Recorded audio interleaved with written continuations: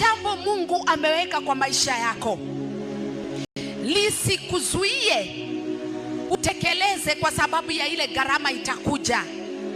Huyo mtu akateremshwa na gondoro lake na akakutana na Yesu.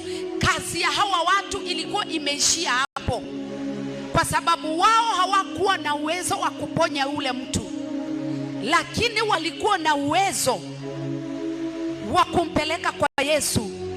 Hata sisi wakati mwingine hatuna uwezo wa kutatua mambo, lakini tuko na uwezo wa kuyafikisha mahali inafaa kufika.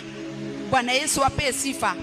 Labda wakati mwingine hatuna uwezo wa kutengeneza hali ionekane ikiwa hali, lakini tuna uwezo wa kujumuika ama wa kusimamia kuhakikisha ya kwamba nimefikisha